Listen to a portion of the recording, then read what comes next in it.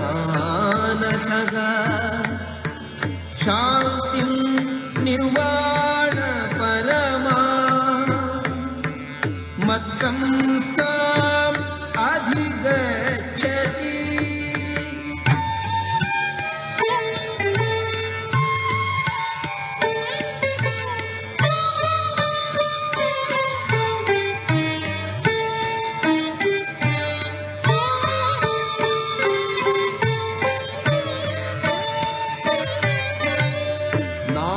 नात्यश्नतस्तु योगोऽस्ति न चैकान्तम् अनश्नतः न जाति स्वप्नशीलस्य जाग्रतो नैव चार्जुन।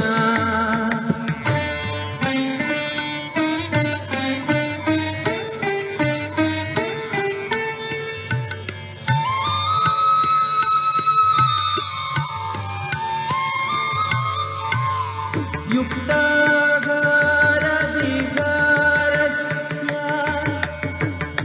युक्तचेष्टस्य कर्मसु युक्तस्वप्नावबोधस्य योगो भवति दुःखः।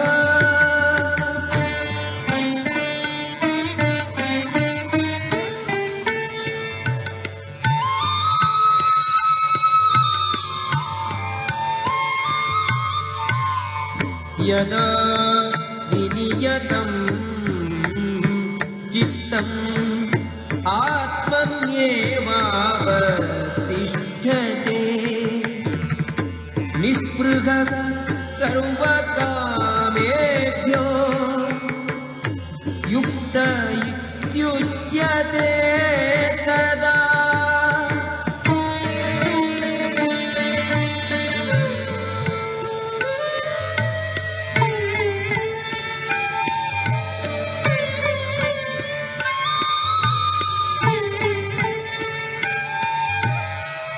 यथा दीपो निवातस्थो नेङ्गते सोपमा स्मृता योगिनो यतचित्तस्य युञ्जतो योगमात्मनः।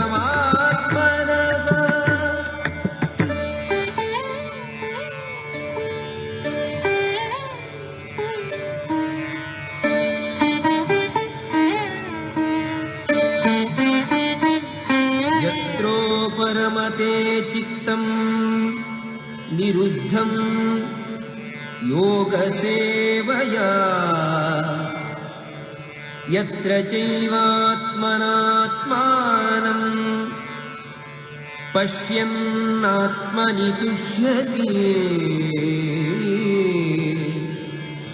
सुखम् आत्यन्तिकं यत्तद्बुद्धिग्राह्यम् अतीन्द्रियम् वेत्ति यत्र न चैवायम् स्थितः चलति तत्त्वतः। यं लब्ध्वा च परं लाभं मन्यते नाधिकं ततः यस्मिन् स्थितो न दुःखेन गुरुणापि विचाल्यते तं विद्या दुःखसंयोगवियोगम् योगसंज्ञितम्।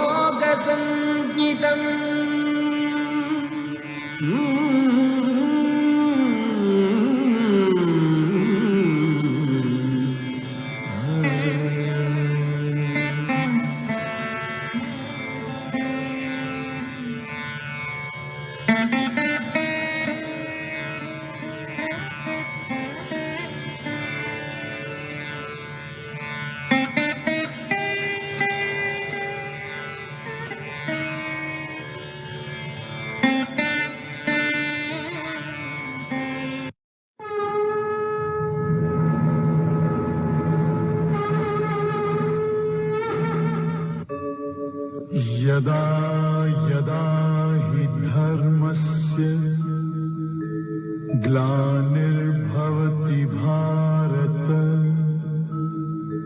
अभ्युत्थानम् अधर्मस्य तदात्मानं सृजाम्यहम् परित्राणाय साधूनां विनाशाय च दुष्कृतां धर्म संस्थापनार्थाय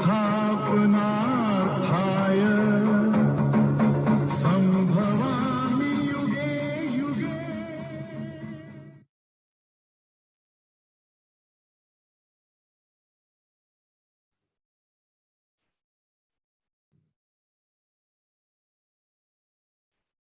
हरे कृष्णा। तो पुनः हरे कृष्णा केंद्र आप सभी लोगों का स्वागत करता है आज के 6वें सत्र में।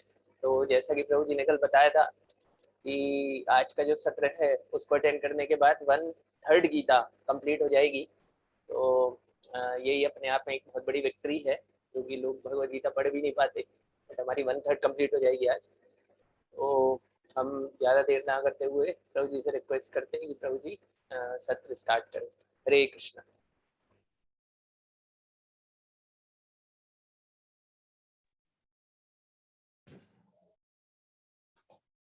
हरे हरे कृष्णा।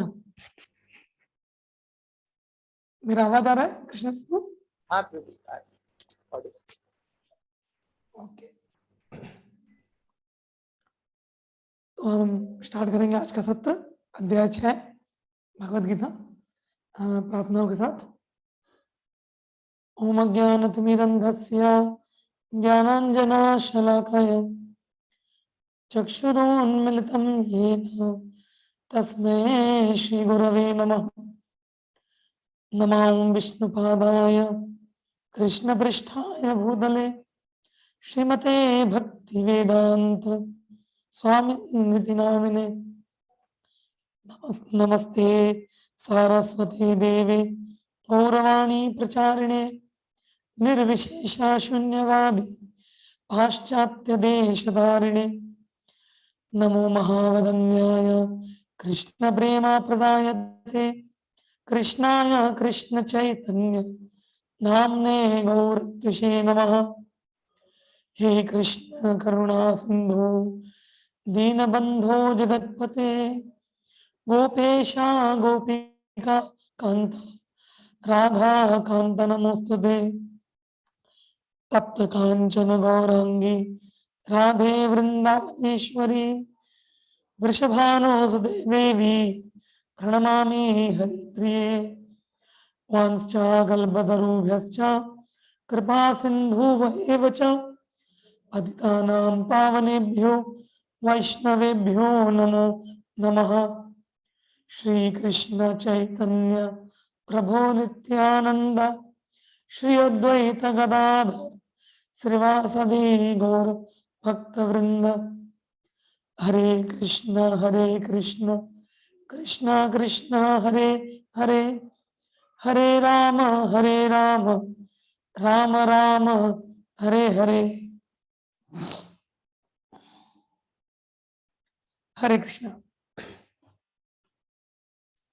तो आप सभी का एक बार पुनः बहुत बहुत स्वागत। आज हम गीता का 6वां अध्याय पढ़ने जा रहे हैं, जिसका नाम है ध्यान योग। अभी तक हमने 5 अध्याय कंप्लीट करे हैं भगवद गीता के। तो चैप्टर को चालू करने से पहले मैं आप लोगों को कुछ बताना चाहता हूं कि देखिए, ये भगवद गीता जो हम पढ़ रहे हैं, इस पूरी भगवद गीता में भगवान अलग अलग योगों के बारे में बात कर रहे हैं। जैसे ज्ञान योग, अष्टांग, इस चैप्टर में भगवान अष्टांग योग के बारे में चर्चा करेंगे, बुद्धि योग, कर्म योग, ऐसे अनेक योग। लेकिन जैसे जैसे हम आगे बढ़ते जाएंगे भगवद गीता में, आपको ये बहुत क्लियर होते जाएगा कि भगवद गीता का जो मेन कंक्लूजन या जो मेन सार, उसका जो इसेंस, जो मूल है, वो है भक्ति योग, जिसको मिडिल 6 चैप्टर्स 7वें अध्याय से 12वें अध्याय के बीच में भगवान समझाएंगे।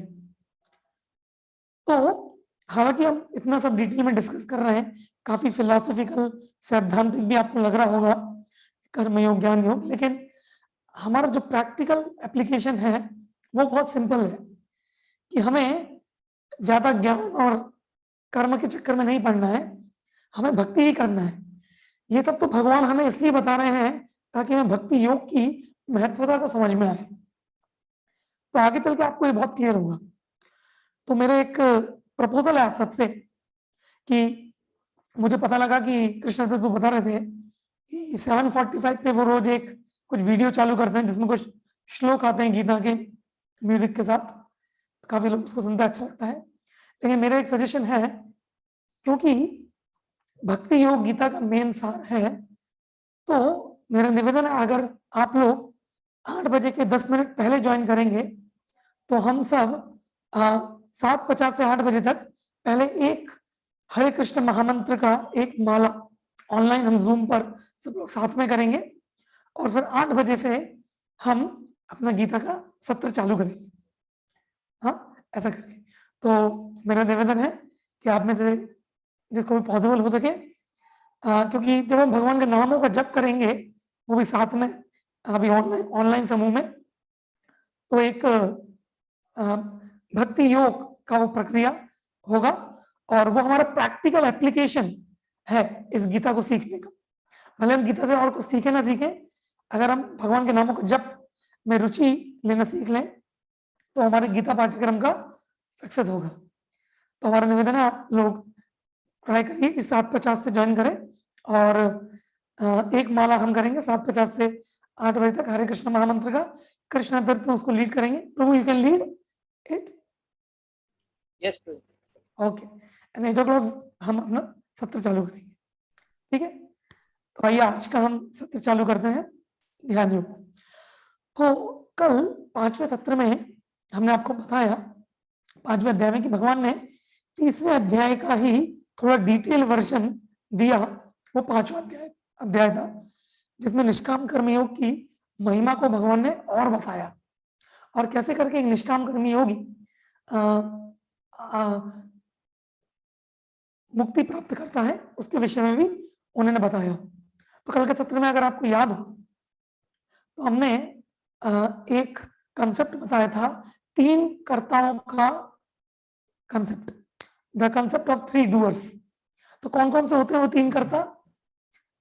पहला होता है जीवात्मा अर्थात हम खुद, दूसरे होते हैं परमात्मा जो हमारे हृदय में बैठे हुए हैं, और तीसरा होता है ये प्रकृति, नेचर। तो कोई भी कार्य के पीछे इन तीनों का हाथ होता है। जो जीवात्मा होता है यानी कि हम लोग केवल इच्छा प्रकट करते हैं, डिजायर करते हैं। फिर परमात्मा भगवान उसको हमारे कर्मों के अनुसार उसको सैंक्शन करते हैं या उसको अनुमति देते हैं, और प्रकृति उसको एग्जीक्यूट करती है या उसको बाहरी रूप से पूर्ण करती है। तो ये कंसेप्ट 3 कर्ताओं का कंसेप्ट इंपॉर्टेंट क्यों है दोस्तों? क्योंकि जो व्यक्ति इसको समझ जाता है उसके हृदय में अपने आप से एक वैराग्य की भावना उत्पन्न होना चालू हो जाती है। क्योंकि देखिए अधिकतर लोग इस दुनिया में समझते हैं कि वही सब कार्य के पीछे वही करता है, वही कारण है। वो अपने कार्यों को स्वयं कर्ता मानते हैं और अपने कार्यों के फलों को भोगना चाहते हैं।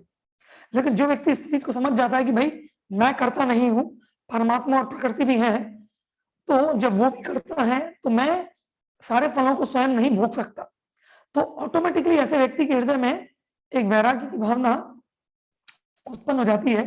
ऐसी वैराग्य की भावना उत्पन्न होने से उसका क्या होता है कि फिर वो अपने निष्काम कर्मों को अच्छे से कर पाता है, अर्थात कर्मों के फलों को त्यागने में उसे आसानी होती है, और फिर आध्यात्म के मार्ग में वो आगे बढ़ता है। और भगवान ने 5वें अध्याय में बताया कि आगे बढ़ने के लिए ऐसा निष्काम कर्म योगी अपने हृदय में बैठे हुए परमात्मा के ऊपर ध्यान करना चालू करता है, और उस परमात्मा के ऊपर ध्यान करने की प्रक्रिया को अष्टांग योग के नाम से बोलते हैं, जिसके बारे में भगवान ने 5वें अध्याय में केवल 2 श्लोक से इंट्रोडक्शन दिया, और अब इस चैप्टर में भगवान उसी अष्टांग योग की प्रक्रिया को डिटेल में हमें समझाएंगे। देखिए दोस्तों, निष्काम कर्मयोगी के स्तर से आगे के स्टेजेस तीन डायरेक्शन में हो सकते हैं। एक निष्काम कर्मयोगी अगर अष्टांग योग की प्रक्रिया अपनाता है तो परमात्मा पे ध्यान कर फिर भक्ति की स्टेज पर आ सकता है। तो ये हुआ पहला स्टेज, निष्काम कर्म योग, अष्टांग योग, भक्ति योग। तो अल्टीमेटली गोल है भक्ति योग। तो निष्काम कर्म योगी अष्टांग योग का प्रैक्टिस करता है, अष्टांग योग के प्रैक्टिस के द्वारा भक्ति योग पे आता है। ये एक तरीका हुआ। दूसरा तरीका होता है कि एक निष्काम कर्म योगी डायरेक्टली भक्ति योग में आ सकता है, अष्टांग योग करने की जरूरत नहीं है। वो तब पॉसिबल है जब किसी को अपने जीवन में एक वैष्णव गुरु उसको अपने जीवन में मिले हो। तो उन वैष्णव गुरु के आदेशों को पालन करके व्यक्ति डायरेक्टली निष्काम कर्म योग से भक्ति योग में आ सकता है। और एक प्रकार के निष्काम कर्म योगी होते हैं जो ना तो अष्टांग योग करते हैं ना भक्ति योग करते हैं, बस वो ज्ञान अर्जित करते रहते हैं और उनका लक्ष्य होता है निर्विशेष ब्रह्म में लीन हो जाना। तो ये निर्विशेष ब्रह्म में लीन होने वाले निष्काम कर्म योगी वैसा हमें नहीं चाहिए, क्योंकि निर्विशेष ब्रह्म में लीन होना अर्थात उसमें भगवान की सेवा नहीं होती। लेकिन या तो निष्काम कर्म योग से डायरेक्टली भक्ति योग में जाइए एक प्रमाणित वैष्णव गुरु के माध्यम से, या अष्टांग योग के माध्यम से परमात्मा पर ध्यान करके फिर भक्ति योग में जाइए। तो इस अध्याय में भगवान निष्काम कर्म योगी अष्टांग योग करके परमात्मा को कैसे प्राप्त करता है, कैसे भक्ति करता है, वो बताया गया है। और साथ में भगवान ये भी बताएंगे कि इससे अच्छा है कि डायरेक्टली भक्ति करो। ये इस चैप्टर के आखिरी श्लोक में भगवान साबित कर देंगे। ठीक है, तो ऐसा बताया गया। अब इस अध्याय में कुल इसका तो इस अध्याय का सारांश मैं आपके सामने प्रस्तुत कर रहा हूं, आप यहाँ पे देख सकते हैं।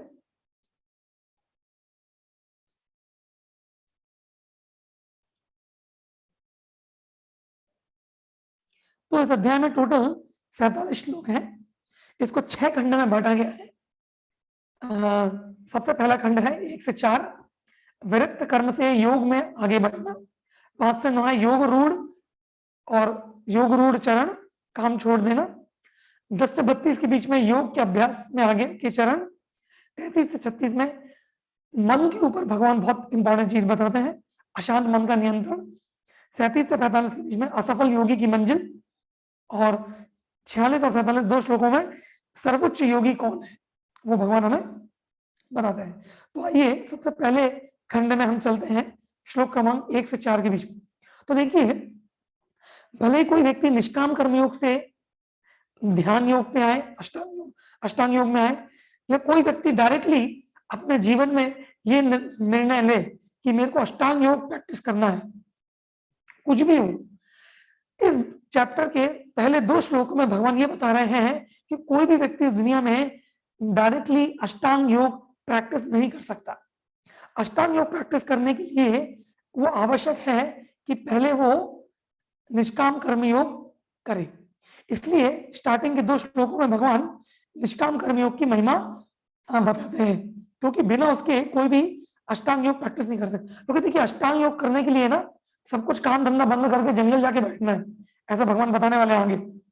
लेकिन वो कोई कर नहीं सकता जब तक हृदय पूरी तरीके से शुद्ध नहीं है, गतिविधियों को रोकना संभव नहीं है। इसलिए निष्काम कर्म के लिए आने के लिए भगवान पहले अष्टांग योग करने के लिए पहले निष्काम योग कंपलसरी है, निष्काम कर्म योग। इसलिए पहले के 2 श्लोक में भगवान ये बता रहे हैं। श्री भगवान उवाच अनाश्रितः कर्म फलम कार्यम कर्म करोति यः स सन्यासी च योगी च न निरग्निर न च क्रिया। श्री भगवान ने कहा, जो पुरुष अपने कर्म फल के प्रति अनासक्त है और जो अपने कर्तव्यों का पालन करता है वही सन्यासी और असली योगी है। वह नहीं जो ना तो अग्नि जलाता है और न कर्म करता है। तो कौन है असली सन्यासी? जो कर्म करता है, अपने कर्तव्य पालन करता है, लेकिन अनासक्त भाव से, फल की इच्छा रखे बिना। वो व्यक्ति नहीं जो सब काम धंधा छोड़ के बैठ जाता है।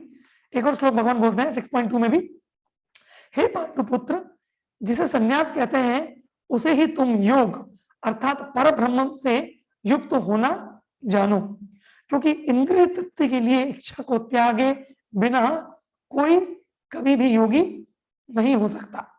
तो देखिए यहाँ पे जो सबसे महत्वपूर्ण शब्द है हमारे लिए, वो भगवान बोल रहे हैं कि इंद्रिय तृप्ति अर्थात भोग वासना की इच्छा को त्यागे बिना योगी बनना संभव नहीं। तो ये सन्यासी और योगी के बीच में एक छोटा सा डिफरेंस है। वो डिफरेंस क्या है? देखिए, एक सन्यासी होता है, वो सारे कार्यों को करते हुए भी कार्यों के परिणामों को त्याग देता है, उसे सन्यासी कहते हैं। और योगी कौन होता है? योगी वो व्यक्ति होता है जो अपने मन को इंद्रिय विषयों में, भोग विषयों में नहीं जाने देता।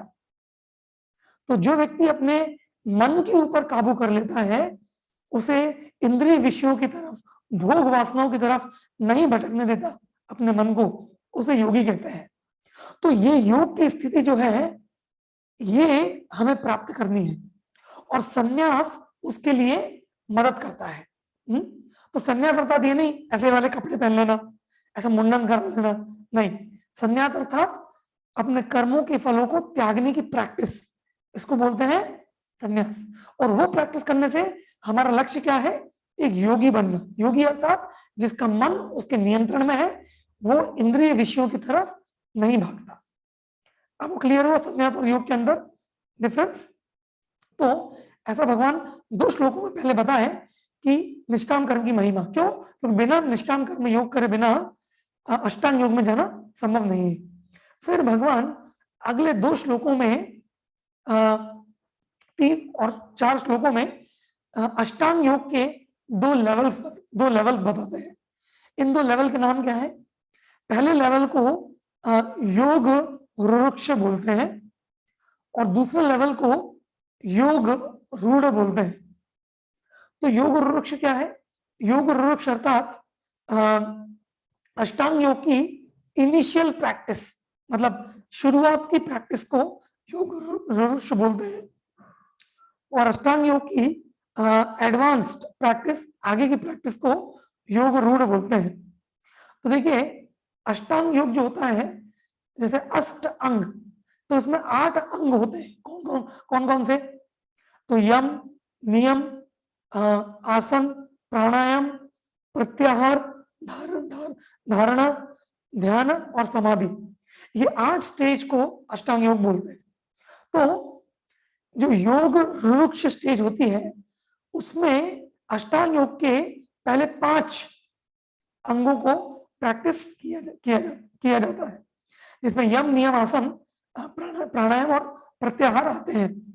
और इन स्टेजेस को प्रैक्टिस करते करते व्यक्ति अपने कार्यों को भी करता रहता है, निष्काम कर्म करता रहता है, और यम, नियम, आसन, प्राणायाम, प्रत्याहार, इन 5 स्टेजेस को प्रैक्टिस करता रहता है साथ में। इसके वजह से क्या होता है? उसका हृदय धीरे धीरे शुद्ध होता रहता है निष्काम कर्म के कारण।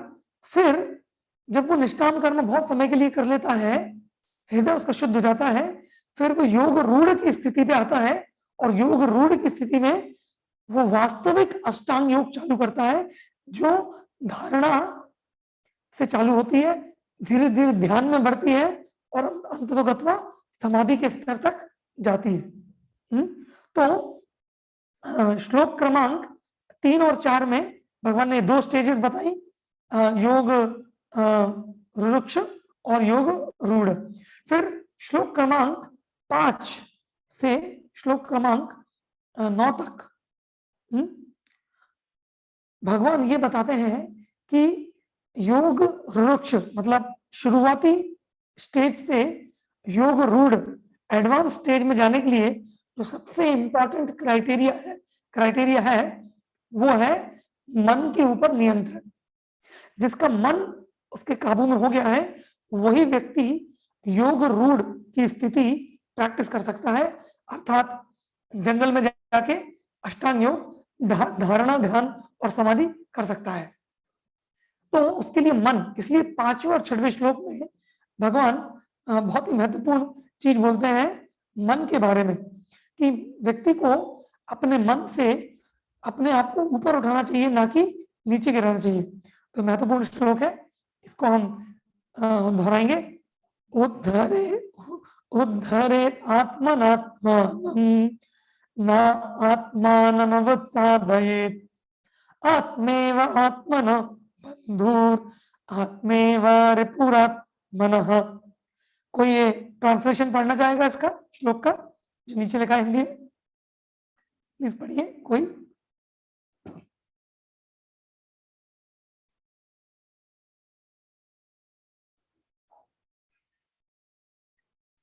जी पढ़िए।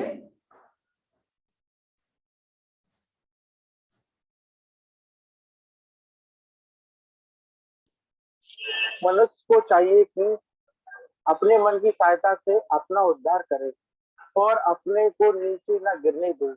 यह मन बुद्ध जीव का मित्र भी है और शत्रु भी। हरे हाँ, बुद्ध जीव का मित्र भी है और शत्रु भी। भगवान 5 और 6वें श्लोक में यही बता रहे हैं कि मन से अपना उद्धार करें, उसे नीचे ना करें। एक और श्लोक बोल रहे हैं, बंधुरात्मात्मनस्तस्य येनात्मेवात्मना जितः अनात्मनस्तु शत्रुत्वे वर्तितात्मैव शत्रुवत्। ये भी पढ़ सकते हैं? जी प्रभु जी। पढ़िए पढ़िए। जिसने मन को जीत लिया है उसके लिए मन सबसे मित्र है, किंतु जो ऐसा ना कर पाए इसके लिए मन सबसे बड़ा शत्रु है। हरे कृष्णा। हाँ, तो जिसने अपने मन को जीत लिया दोस्तों, उसके लिए मन उसका सबसे बड़ा मित्र है, लेकिन जिसने अपने मन को नहीं जीता उसके लिए मन उसका सबसे बड़ा दुश्मन है। तो भगवान यहाँ पे मन की बात क्यों कर रहे हैं? क्योंकि योग वृक्ष से योग रूढ़ स्टेज, न्यूफाइट स्टेज से एडवांस स्टेज में जाने के लिए इंपॉर्टेंट क्या है कि अपने मन के ऊपर काबू रखना, इसलिए भगवान ने यहाँ पे उसका वर्णन किया। फिर अभी आप यहाँ पे देख सकते हैं कि जिसका मन उसके काबू में नहीं होता तो वो कितनी परेशानियां आपके लिए खड़ा कर सकता है। 2-3 स्लाइड्स उसके बारे में हम बताएंगे।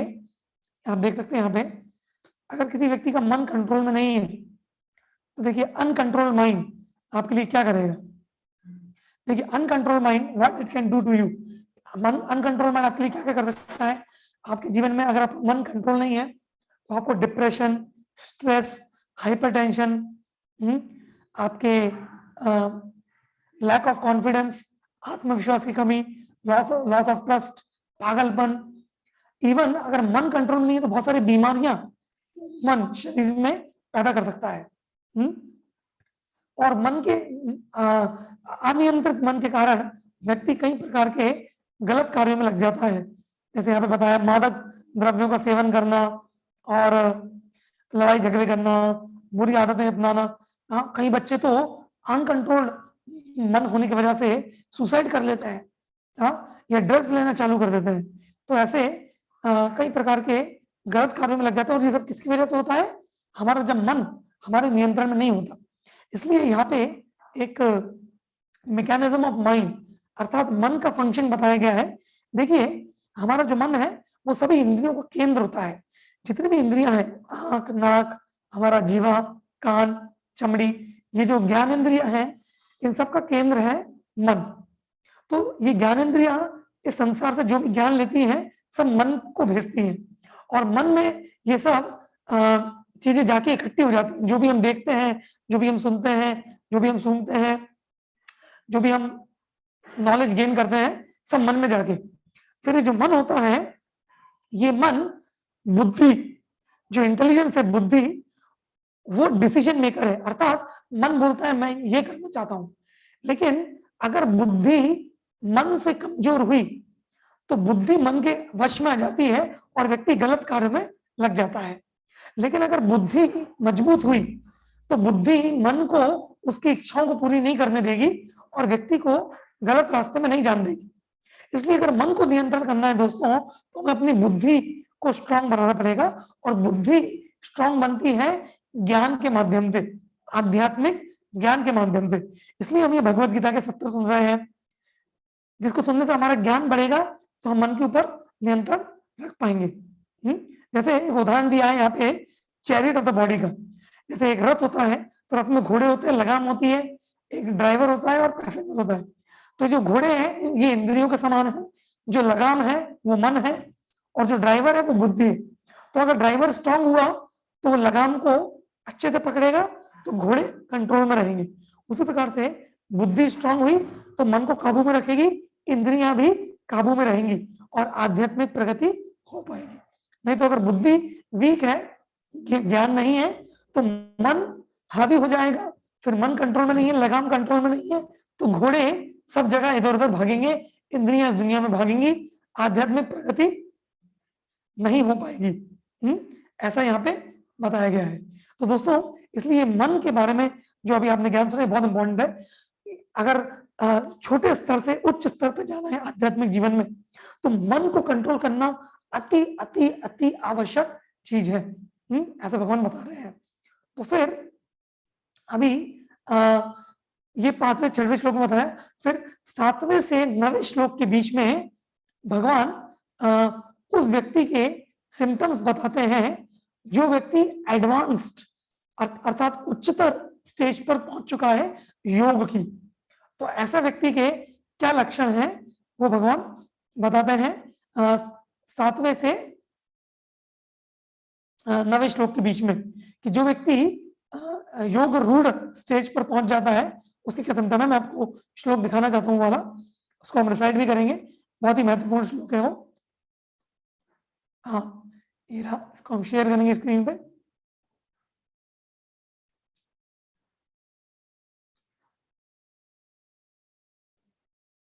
हाँ तो यहाँ पे श्लोक है, तो यहाँ पे बोल रहे हैं ये उस व्यक्ति के सिम्टम्स, अभी सिम्टम्स आ रहे हैं अर्थात लक्षण है उस व्यक्ति के जिसने मन को जीत लिया है और वो योग रूढ़ स्टेज पर है। तो क्या बोल रहे हैं, जित आत्मना प्रशांतस्य परमात्मा समाहिता शीतोष्ण सुख दुखेषु तथा मान अपमानयो।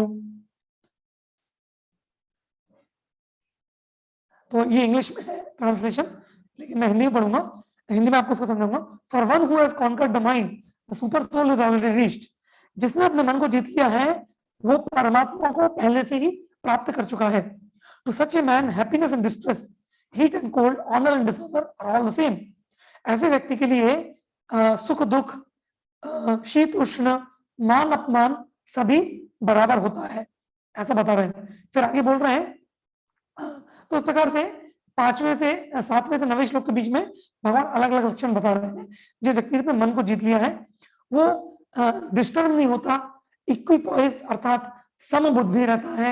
उसके लिए गर्मी हो चाहे सर्दी हो, सुख हो चाहे दुख हो, मान हो या अपमान हो, सभी परिस्थितियों में व्यक्ति समान रहता है, अनडिस्टर्ब्ड, अनएजिटेटेड रहता है। ऐसा यहाँ पे बताया।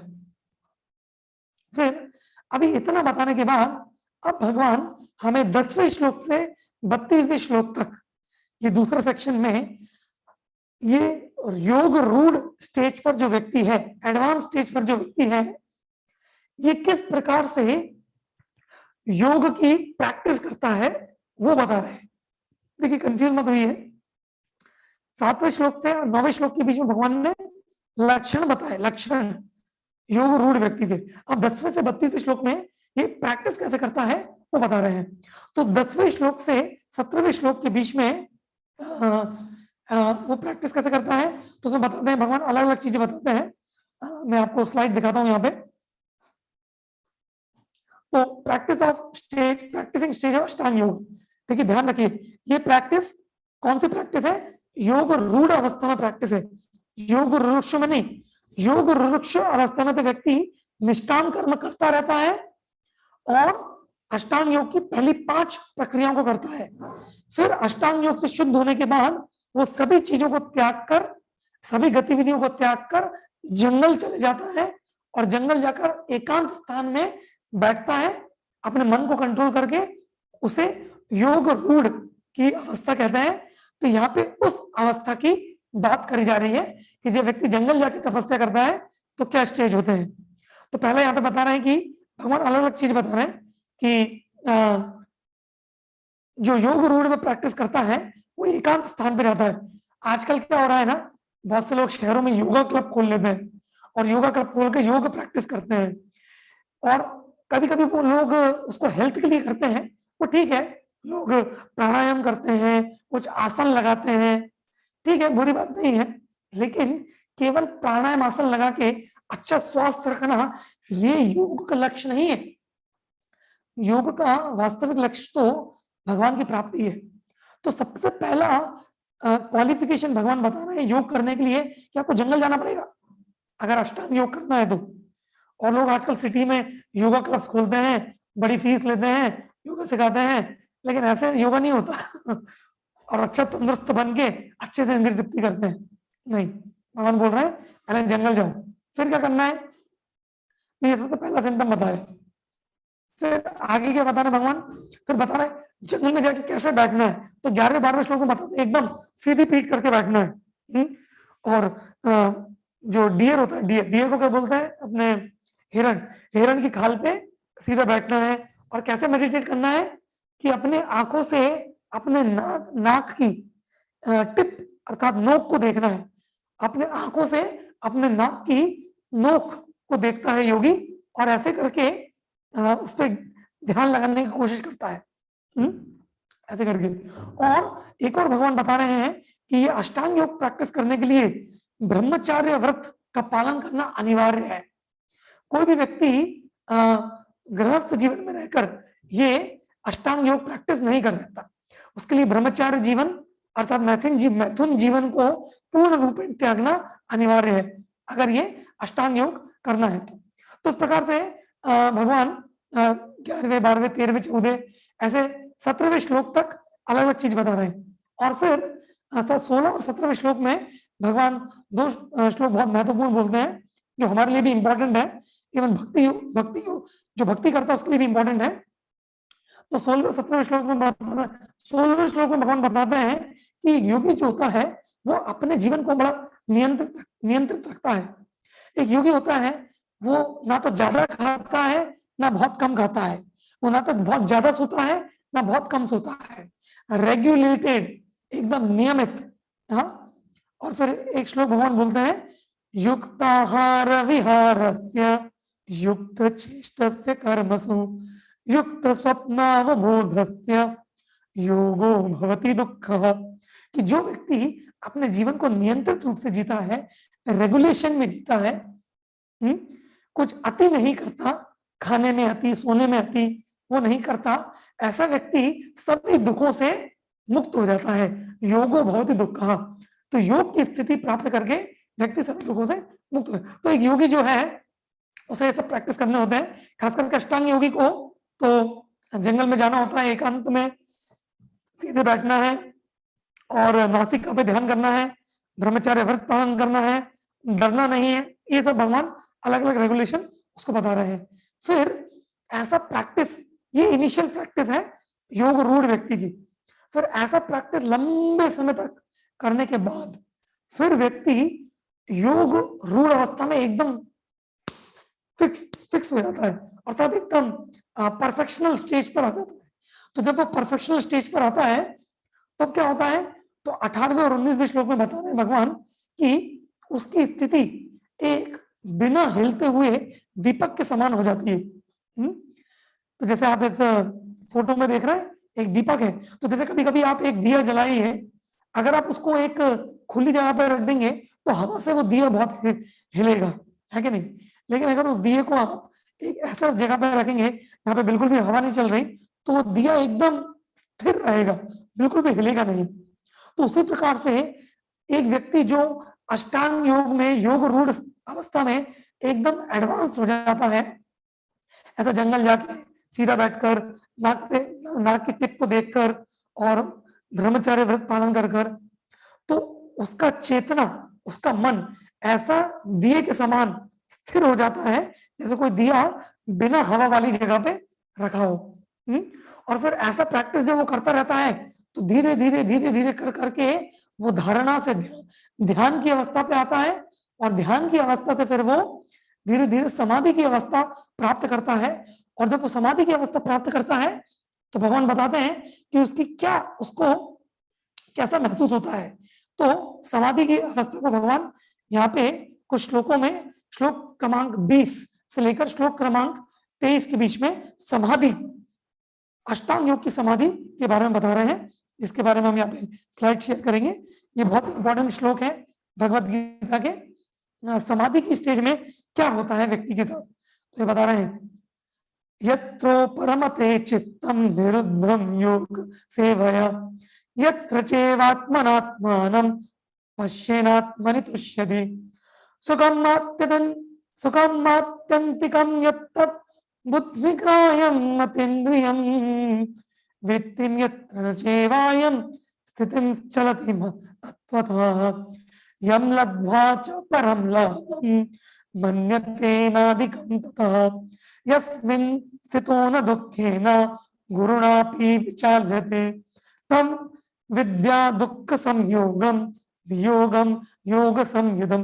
ये जितने भी श्लोक मैंने पढ़े, 3 श्लोक, ये समाधि बता रहे हैं। तो इसका ट्रांसलेशन हम यहाँ पढ़ेंगे, ये इंग्लिश में, हिंदी में ट्रांसलेट करूंगा आपके लिए।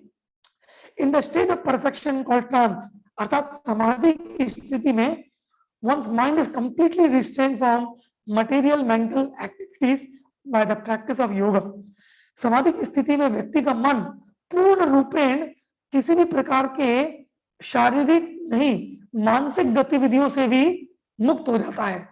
अर्थात व्यक्ति का मन 1% भी इधर उधर नहीं भागता, पूरा कंट्रोल में रहता है। This perfection is characterised by one's ability to see the self by pure mind. ये समाधि की अवस्था में क्या होता है, व्यक्ति स्वयं को देख सकता है कि मैं शरीर नहीं, मैं आत्मा हूं। ये साक्षात्कार उसको होता है और वो अपने अंतरात्मा में बहुत ज्यादा सुख का अनुभव करता है। इन दैट जॉयस स्टेट, उस अत्यंत आत्मिक शांति और आत्मिक उल्लास की अवस्था में उसको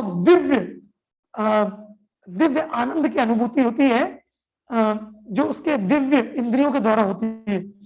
ऐसी स्थिति में आने के बाद व्यक्ति सत्य से कभी नहीं डिगता, वो कभी किसी भौतिक कार्यकलाप में नहीं गिरता। ऐसा पाने के बाद उसको महसूस होता है कि दुनिया में इससे बढ़कर और कुछ पाने के लिए नहीं है।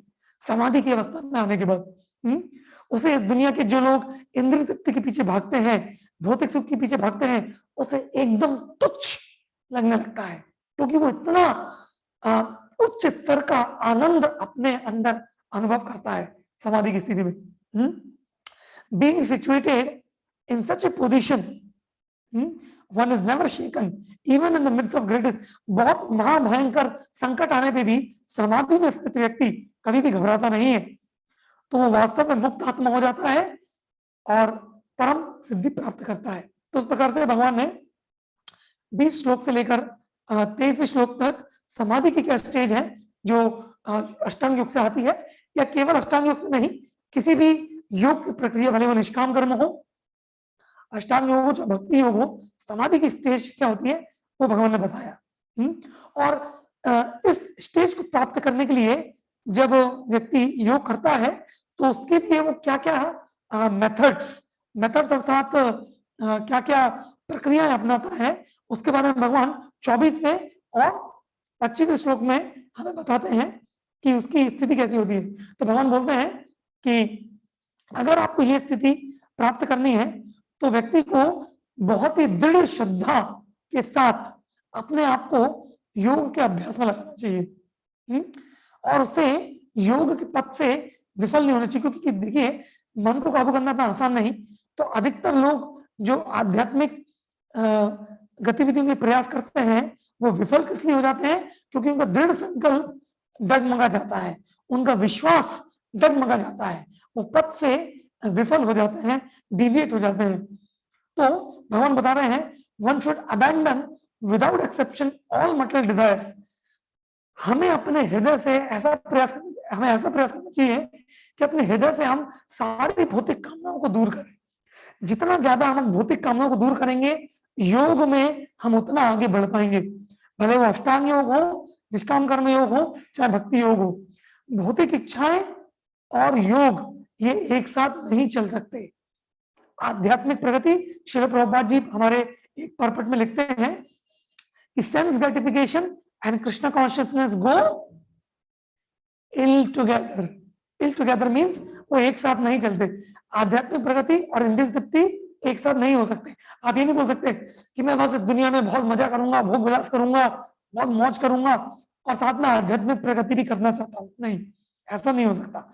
आध्यात्मिक प्रगति करना है तो हमें भोग की भावना को धीरे धीरे खत्म करना पड़ेगा। और फिर धीरे धीरे भगवान बोलते हैं शनै शनै ऊपर हमें बुद्धिया धृति गृहीत आत्मा संस्तंभन कृत्वा न किंचित अपि चिंतयेत्। शनै शनै, शनै शनै अर्थात इस प्रकार से धीरे धीरे धीरे धीरे व्यक्ति योग की स्थिति में आगे बढ़ता है। और फिर 26वें श्लोक में भगवान एक हमें बता रहे हैं एक सक्सेस फॉर्मूला। योग की स्थिति में आगे बढ़ने के लिए एक सक्सेस फॉर्मूला बता रहे हैं। वो क्या है? क्योंकि देखिए योग में परफेक्शन के लिए सबसे इंपॉर्टेंट क्राइटेरिया मैंने आपको स्टार्टिंग में बता दिया कि माइंड को कंट्रोल में रखना। तो पूरा गेम मेरे दोस्तों ये माइंड का है, ये मन का पूरा गेम है। ठीक है, तो 26वें श्लोक में भगवान एक बहुत इंपॉर्टेंट श्लोक बोलते हैं, इसको हम यहाँ पे दोहराएंगे। आपकी स्क्रीन पे मैं वो शेयर कर रहा हूँ, आप सभी देख सकते हैं। हाँ, ये वो श्लोक है, इसको हम देखेंगे। भगवान बोलते हैं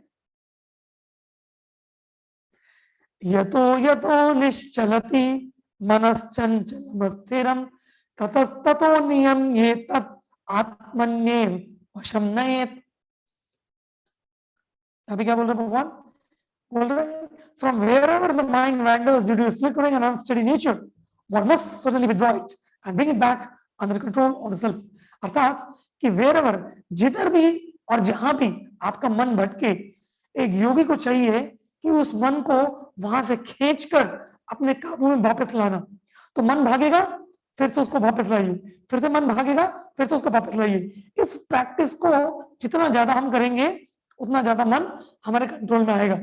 जैसे कई बार एक शैतान बच्चा होता है ना, जो पढ़ाई नहीं करना चाहता, तो उसकी मम्मी क्या करती है? मम्मी उसको बुलाती है, भैया घर पे आओ, पढ़ाई करो। वो आता नहीं, तो फिर मम्मी को जाना पड़ता है, उसके कान पकड़ के खींच के लाना पड़ता है। जैसे पिक्चर में देख रहे हैं, तो हमारा मन भी छोटे बच्चे के समान है, वो कभी भी शांत नहीं बैठना चाहता, इधर उधर भटक जाता है। इसलिए मन को काबू करना है तो उसको थोड़ा बोलना पड़ेगा, you rascal, you nonsense mind.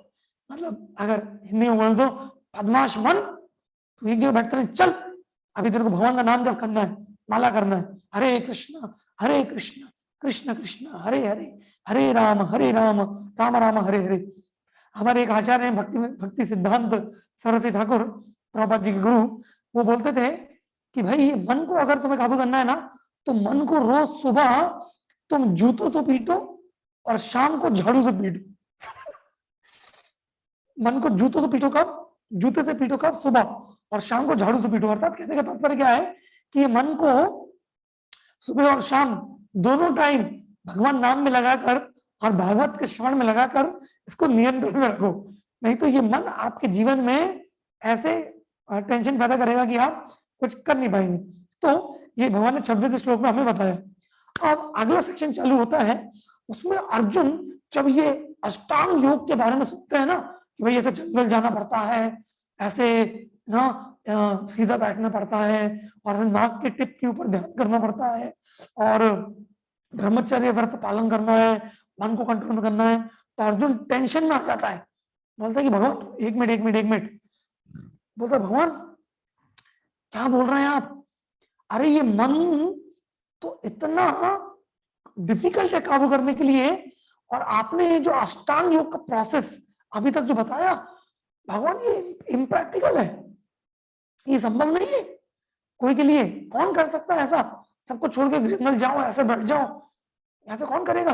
और मन, तो मन के बारे में अर्जुन कुछ बोलते हैं, एक बहुत महत्वपूर्ण श्लोक बोलते हैं, वो श्लोक क्रमांक 34 में वो बोलते हैं कि ये जो मन है उसके कुछ गुण बताते हैं। देखिए यहाँ पे श्लोक क्रमांक 34 में मन के कुछ गुण बता रहे हैं कि मन कैसा है। मैंने बताया ना पूरा चैप्टर मन के ऊपर है।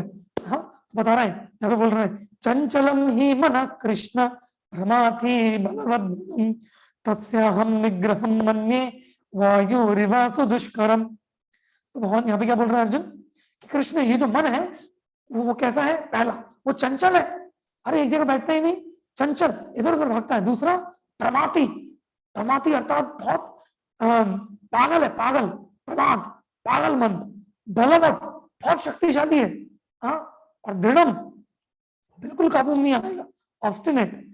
तो अर्जुन बोल रहे हैं भगवान इस मन को काबू करने से आसान है कि मैं ये जो हवाएं चलती है ना, हवाएं मतलब जो तूफान आते हैं, south west monsoon, east west monsoon, और जो बड़े बड़े तूफान आते हैं, कटरीना, रीटा, है ना, ये सब खतरनाक वाले तूफान, भगवान मैं इनको कंट्रोल कर सकता हूँ, लेकिन मन को कंट्रोल करना ये तो बहुत मुश्किल लग रहा है।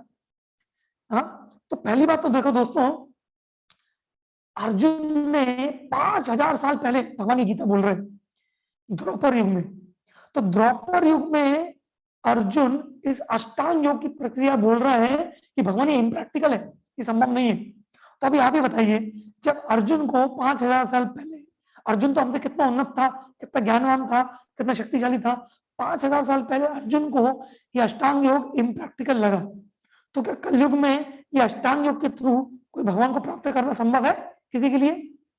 जब अर्जुन 5000 साल पहले ये बोल रहा है कि भगवान ये इम्प्रैक्टिकल है, मैं नहीं कर सकता, ये बहुत मुश्किल लग रहा है अष्टांग योग, तो कलयुग के लिए क्या संभव है? कलयुग के लोग जो इतने काम धंधे में फंसे रहते हैं, दिन भर टेंशन में लगे रहते हैं, मन के ऊपर छोड़ो, इंद्रियों के ऊपर कुछ नियंत्रण नहीं है, अष्टांग योग तो छोड़ो, एक अंग भी नहीं कर पाएंगे। तो ये अष्टांग योग अर्जुन को इम्प्रैक्टिकल लगा, तो हमारे लिए भी इम्पैक्ट। देखिए प्रोसेस एकदम बोनाफाइड है, प्रोसेस एकदम फुल प्रूफ है, लेकिन बहुत ज्यादा कठिन है, खास करके कलयुग के लोग ही। तो भगवान लेकिन मन को कंट्रोल करता है, लेकिन हम कंट्रोल करते हैं मन को भक्ति योग के माध्यम से, जिसके बारे में भगवान चैप्टर के एंड में बताने वाले हैं। तो हमारी प्रक्रिया अष्टांग योग नहीं है, हमारी प्रक्रिया भक्ति योग, जो कि बहुत सरल और सुगम प्रक्रिया है इस कलयुग के लिए। तो भक्ति योग में मन कंट्रोल करना है, इसलिए भगवान बोल रहे हैं कि हाँ अर्जुन, मन को कंट्रोल करना बहुत मुश्किल है, लेकिन मैं तुम्हें एक सीक्रेट बता रहा हूं कि मन को कैसे कंट्रोल कर सकते हैं। तो भगवान उसमें बोलते हैं अर्जुन को, ये श्लोक बोलते हैं, आप स्क्रीन पे देख सकते हैं। भगवान बोल, श्री भगवान उवाच असंशयं महाबाहो मनो दुर्निग्रहं चलम् अभ्यासेन तु कौन्तेय वैराग्येण च गृह्यते। असंशयं महाबाहो, अर्जुन तुमने जो बात कही कि मन को कंट्रोल करना बहुत मुश्किल है, बिल्कुल सही कही, हाँ, लेकिन अर्जुन तुम मन को कंट्रोल कर सकते हो कैसे? अभ्यास, प्रैक्टिस के द्वारा, और वैराग्य, और वैराग्य के द्वारा, प्रैक्टिस के द्वारा और वैराग्य के द्वारा मन को काबू में किया जा सकता है। इसलिए हम नियमित रूप से रोजाना हरे कृष्ण महामंत्र का जप करते हैं। हमारे जो भी हरे कृष्ण केंद्र से भक्त जुड़े हुए हैं, हमारे इस्कॉन वर्ल्ड की दुनिया में, ऑल ओवर दुनिया में अराउंड 800 से ज्यादा केंद्र हैं और लाखों करोड़ों हरे कृष्ण भक्त हैं। वो रोज सुबह उठ के हरे कृष्ण मंत्र का जप करते हैं। इस प्रकार से भक्ति का अभ्यास करते हैं और अभ्यास के द्वारा उनका मन को नियंत्रित करते हैं। और हम देखते हैं हमारे भक्तों का मन नियंत्रित होता है, वो किसी भी गलत कार्य में नहीं लगते, वो अपने मन को जिस कार्य में लगाना चाहे उसमें लगा सकते हैं, उनकी गलत आदतें नहीं होती हैं, माइंड एकदम फोकस होता है, और अपने लिए नहीं दूसरों के लिए भी वो कल्याण करते हैं। तो इस प्रकार से हम अभ्यास, भक्ति योग के अभ्यास द्वारा, हरे कृष्ण मंत्र जप के द्वारा मन को काबू कर सकते हैं। वही भगवान यहाँ पे हमें बता भी रहे हैं 35वें श्लोक में। और 36वें श्लोक में भगवान ये निश्चित कर देते हैं कि अर्जुन, अर्जुन पूछेगा भगवान कोई अल्टरनेटिव है क्या? आपने बोला कि प्रैक्टिस के द्वारा मैं कंट्रोल कर सकता हूँ मन को, लेकिन कुछ और कोई शॉर्टकट है क्या सेल्फ रियलाइजेशन, आत्म साक्षात्कार प्राप्त करने के लिए, माइंड को कंट्रोल करे बिना कुछ और शॉर्टकट है क्या? तो भगवान ने अपना मत यहाँ पे प्रस्तुत कर रहे हैं भगवान कि अर्जुन, मन को कंट्रोल करे बिना कोई छोटा शॉर्टकट यहाँ पे नहीं है। हाँ, तो ये 36वें श्लोक में भगवान बोल रहे हैं असंयतात्मना योगो दुष्प्रापा इति मे मति वस्यात्मन तु यतदा शक्यो वाप्तुम उपयतः। For one whose mind is unbridled, self realization difficult work. जिसका मन अनब्रिडल्ड अर्थात जो मन फ्लेक्सिबल नहीं है, जो मन को कंट्रोल नहीं कर सकता, जो मन को काबू में नहीं कर सकता, उसके लिए दोस्तों भक्ति योग जैसी सिंपल विधि भी मुश्किल लगेगी। आत्म साक्षात्कार उस व्यक्ति के लिए मुश्किल है जो मन के ऊपर नहीं काबू कर सकता। मन को हमें काबू करना ही है। But he whose mind is control, जिसका मन कंट्रोल में है और जो सही तरीके से प्रयास करता है, उसके लिए सक्सेस गारंटी है। भगवान बोल रहे हैं is assured of success, that is my opinion. किसी टॉम डिक हैरी का ओपिनियन नहीं है, भगवान का ओपिनियन है। ये मन काबू में है तो सक्सेस मिलेगी ही। तो उस प्रकार से भगवान ने बताया। अभी अर्जुन के मन में एक प्रश्न उठा कि भगवान चलो ठीक है, हम प्रयास भी करेंगे मन को कंट्रोल करने का, पर मान लीजिए बाई चांस हम आध्यात्मिक प्रैक्टिस में लग गए, स्पिरिचुअल प्रैक्टिस में लग गए, योग की प्रैक्टिस में लग गए, लेकिन प्रैक्टिस करते करते करते करते क्योंकि मन तो बहुत अनकंट्रोल्ड है, आगे जाके मान लो एक ऐसा समय आ गया कि मन को नहीं कंट्रोल कर पाए, वापस से हमारा पतन हो गया भौतिक जगत में, इंद्रिय विषयों में हम लग गए, तो फिर हमारा क्या होगा? क्योंकि आध्यात्मिक प्रैक्टिस करने के लिए हमने भौतिक सुखों को, भौतिक भोगों को छोड़ दिया, तो हम भौतिक जगत से तो मारे गए, और आध्यात्मिक सक्सेस प्राप्त करने से ही पहले हमारा मन ने हमें धोखा दे दिया, हम उसे भी प्राप्त नहीं कर पाए। तो ना तो मटेरियल सक्सेस प्राप्त कर पाए भौतिक जगत में क्योंकि हमने भोगों को छोड़ दिया आध्यात्मिक प्रगति करने के लिए, और मन को क्योंकि हम वश में नहीं कर पाए तो आध्यात्मिक सक्सेस भी प्राप्त नहीं कर पाए। फिर तो भगवान ऐसा लगता है ना मैं घर का ना घाट का, ना मैं भौतिक जगत में ना आध्यात्मिक जगत में, मैं तो बीच में लटक जाऊंगा, जैसे आसमान से गिरा खजूर में अटका, तो फिर मेरा क्या होगा? है कि नहीं? अर्जुन ऐसा पूछ रहे हैं कि भगवान अगर कोई आध्यात्मिक प्रैक्टिस चालू करता है और इस जीवन में वो आध्यात्मिक सिद्धि प्राप्त नहीं कर पाता, तो ऐसे व्यक्ति की क्या गति होती है? तो अर्जुन ये प्रश्न कृष्ण से 37वें श्लोक से 39वें श्लोक तक पूछते हैं। फिर 40वें श्लोक से 42वें श्लोक तक भगवान इसका उत्तर देते हैं। 40वें श्लोक में भगवान अर्जुन को बताते हैं कि हे अर्जुन, ये जो योग का पाथ है, ये इतना अच्छा पथ है योग का कि इसमें कुछ भी दुर्गति नहीं होती, कि तुम जितना भी प्रगति करते हो तुम्हारा प्रगति पूरा का पूरा बना होता है। जैसे एक उदाहरण यहाँ पे दिया गया है, उदाहरण क्या देते हैं, जैसे दोस्तों इस दुनिया में आप जो कुछ भी इकट्ठा करते हैं भौतिक रूप से, भले आपका धन हो, आपकी डिग्री हो, आपके परिवारगण हो, संपत्ति हो, जो कुछ भी आप इस दुनिया में इकट्ठा करते हैं, आपको मृत्यु के बाद इधर ही छोड़ के जाना पड़ेगा, उसको आप अपने साथ नहीं ले जा सकते, ये भौतिक है। लेकिन आध्यात्मिक प्रगति कैसी होती है दोस्तों, कि आप जितनी प्रगति करते हैं ना, वो आपके साथ आपके अगले जीवन में जाती है। अगर आपने इसी जीवन में 100% आध्यात्मिक प्रगति कर ली है, तो आप इसी जीवन में भगवान के धाम, भगवत धाम, वैकुंठ धाम वापस जाएंगे।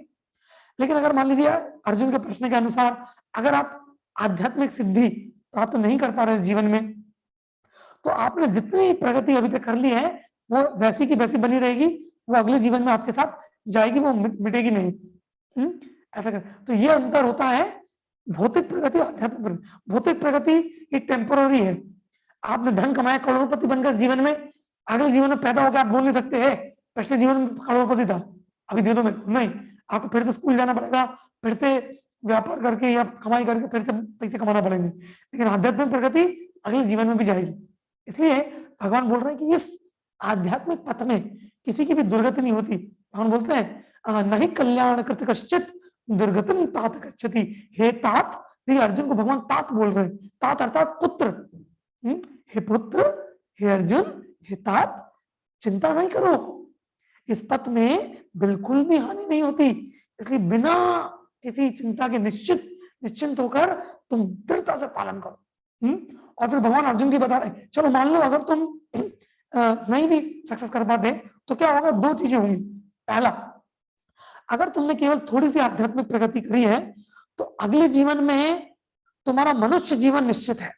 देखिए, अगले जीवन में हर किसी का मनुष्य जीवन निश्चित नहीं है, आपके कर्मों के अनुसार ये निर्धारित होगा कि किस प्रकार का शरीर आपको अगले जीवन में मिलेगा। हमें पशु का जीवन भी मिल सकता है, कुत्ते, बिल्ली, सुअर, मच्छर, कोरोना का शरीर भी मिल सकता है ऐसा भी हो सकता है, कुछ भी शरीर मिल सकता है हमारे कर्मों के अनुसार।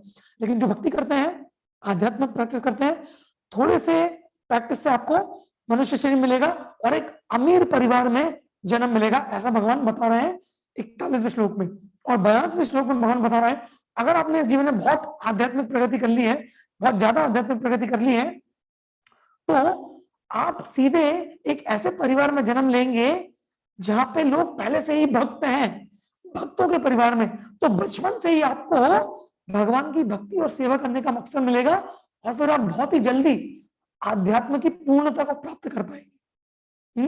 तो देखिए कुछ भी घाटा नहीं है, अगर थोड़ी प्रगति करी तो अमीर परिवार में जन्म लेंगे, आपको जीवन में कमाने की चिंता नहीं है, फिर आप आराम से भक्ति में प्रगति कर सकते हैं। और अगर ज्यादा प्रगति करी तो सीधे भक्तों के परिवार में, तो भक्तों के परिवार में तो पहले से, जैसे श्रील प्रभुपाद जी भक्तों के परिवार में, उनके जो पिताजी थे वो भगवान के महान भक्त थे, इसलिए प्रभुपाद जी को बचपन से ही भक्ति का वातावरण मिला।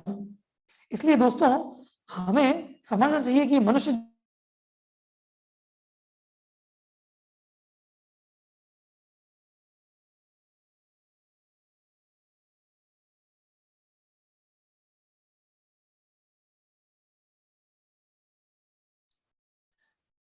इसलिए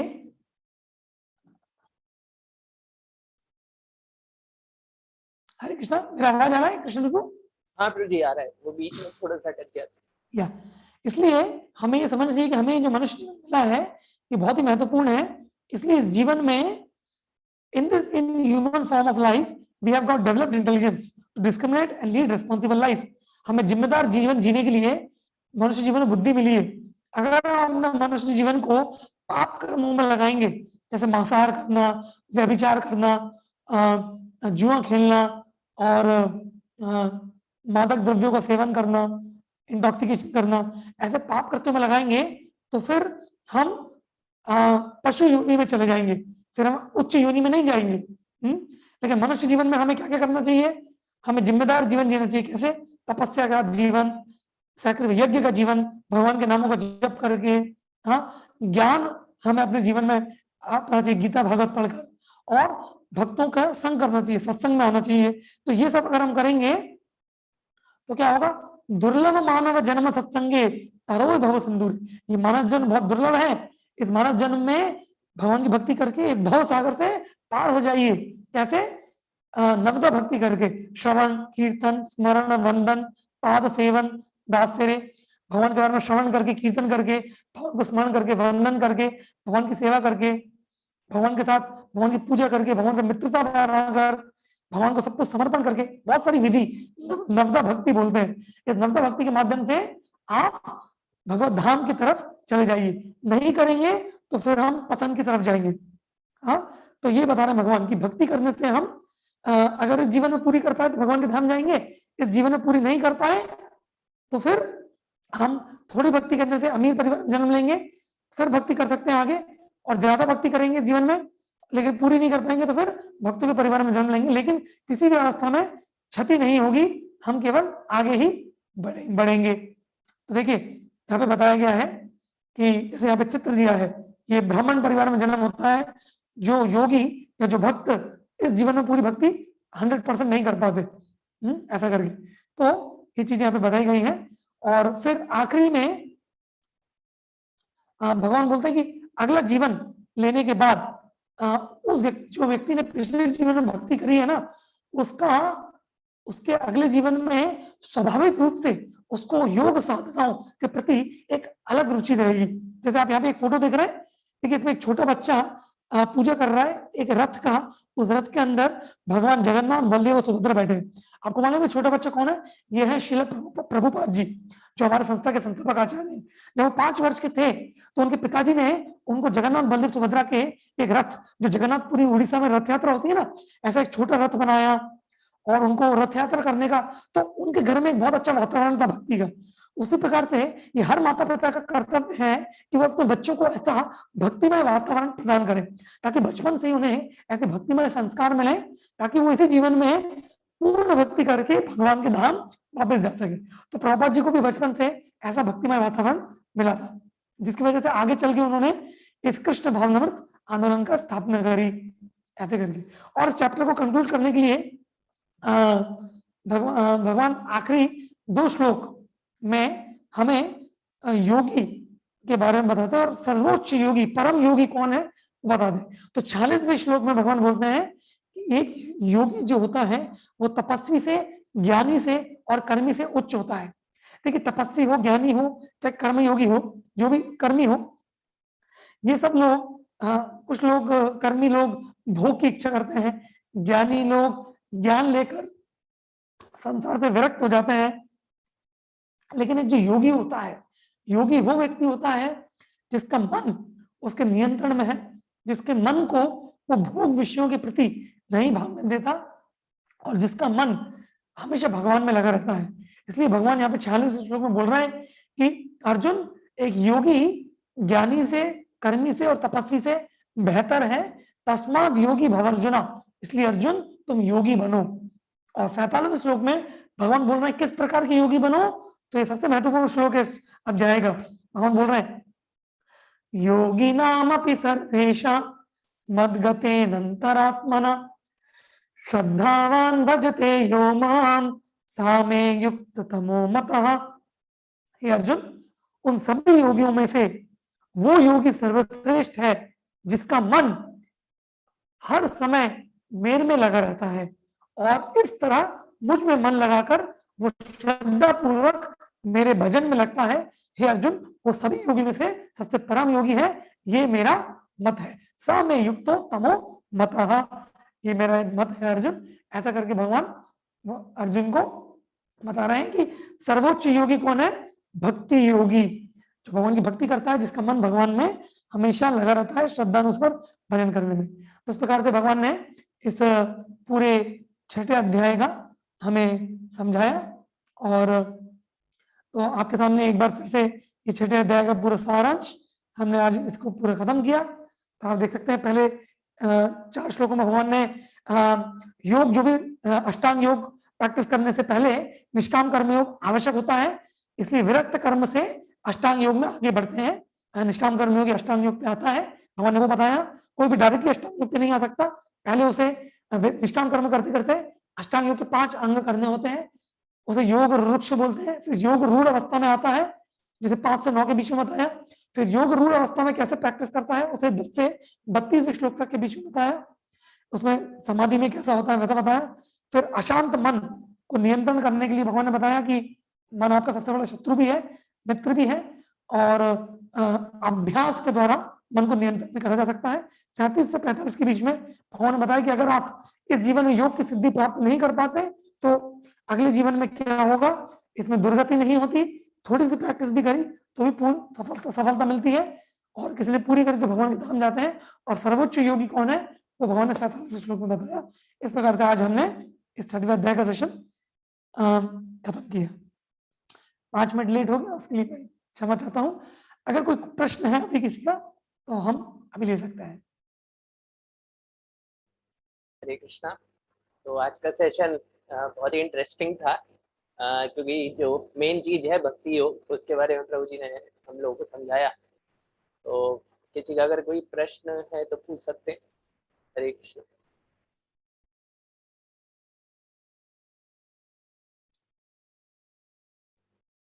जया सोनी जी पूछ सकती है क्वेश्चन।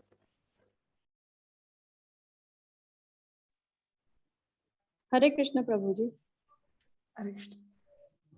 जो अष्टांग योग हृदय के आपने 8 स्टेप बताइए, उसका थोड़ा सा और विस्तृत वर्णन करेंगे? ओके, 8 स्टेज का डिस्क्रिप्शन। हाँ, एक मिनट मैं करता हूँ, मैं आपको उसकी स्लाइड्स भी दिखाऊंगा। तो ये 8 स्टेजेस जो होती हैं, इस 8 स्टेज को बोलते हैं। सबसे पहला स्टेज जो होता है उसे बोलते हैं यम। यम अर्थात एक मिनट में आपको स्लाइड दिखाता हूँ, उससे आपको इजी पड़ेगा समझने में।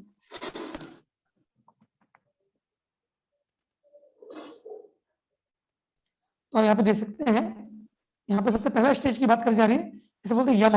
यम अर्थात सोशल डिसिप्लिन। तो यम के अंदर क्या क्या आता है, यम के अंदर आता है अहिंसा, सत्य, आस्तेय, ब्रह्मचर्य, अपरिग्रह, 5 चीजें आती हैं।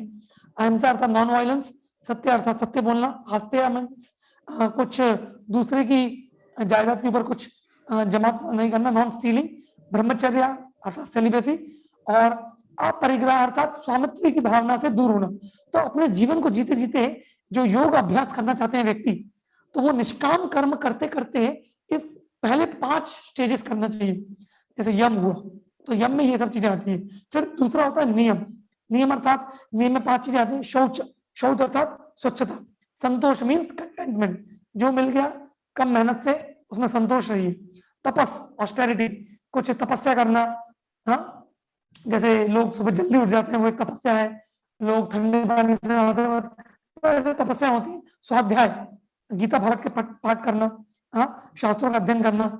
ईश्वर प्रणिधानी, सरेंडर टू गॉड, भगवान को शरणागति होना। अर्थात यहाँ पे एक गुरु को अपनाने की बात आती है, बिकॉज बिना गुरु को अपनाए भगवान को नहीं हम शरणागत जा सकते। फिर आगे यहाँ पे बताते हैं, ये हुआ नियम। फिर आता है आसन। फिर आसन तीसरा स्टेज है, जिसमें अलग अलग प्रकार के आसन होते हैं।